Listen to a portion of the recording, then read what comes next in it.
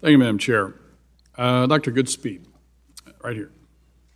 President Biden had one accomplishment last year, and that was the approximately 300 new regulations his administration issued on businesses and workers. The cost of these regulations total about $201 billion. That's their cost, by the way, that they said they had. This is 3 times the regulatory costs imposed by the Obama administration and 40 times the cost imposed by President Trump in their first year in office, respectively. My question, I guess, begins with how do these regulatory burdens impact inflation and the price of goods, their businesses' ability to hire workers, and their ability to have more resources to actually focus on their businesses? Well, thank you, Congressman. These regulatory changes, at the end of the day, increase costs. They increase compliance costs. Compliance costs incur opportunity costs because workers working on compliance aren't working on other more productive activities. There's also a deadweight loss insofar as it prevents transactions that would otherwise have occurred.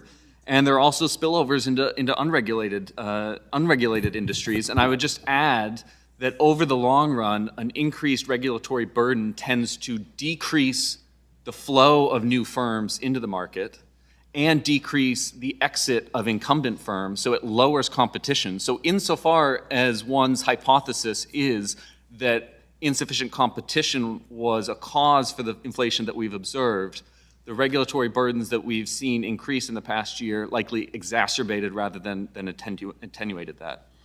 So you just sort of made the case that I know the other side constantly talks about them doing things when you're concerned about the low and middle income folks, and yet they continue to produce legislation, more rules that do the very thing that they're talking about they want to try and minimize. As you just indicated, the hammer comes down on the low and moderate income end of the spectrum with inflation, with all sorts of rules, costs of rules and regulations. Is that not correct? That is correct.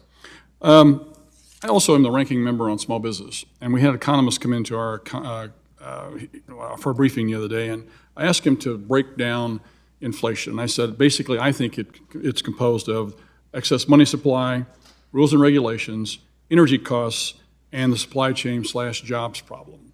Would you agree that's kind of the four main drivers of our inflation we have today? I would agree with that.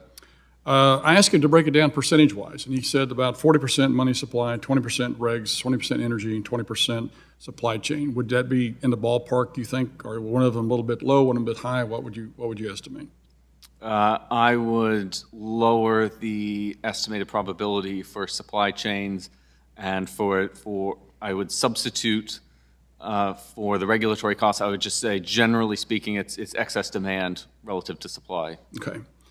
So, again, I sit down and we had the chairman of the Federal Reserve in here, Chairman Powell, last week. And I read this off to him, and he was talking about being able to manipulate the economy through interest rates and all sort of stuff. And I told him, I said, unless you're going to go with 10%, these type of costs, if you look at them, where do you in this group have that much influence? And so if you look at supply chain, look at energy production regulations, almost all of those are under the direct ability of the administration to impact those, is it not? Would you not say that? It is.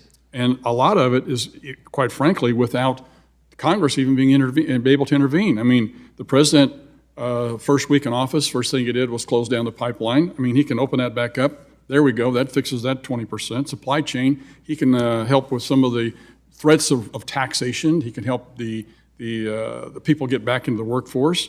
Rules and regulations, that's obviously falling all on him and his administration.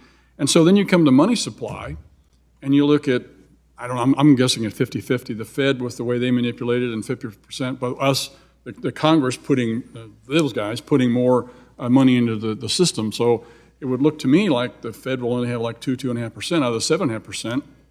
At most, the administration can fix this thing, and to me, it all lies at their feet. Would that be a fair analogy?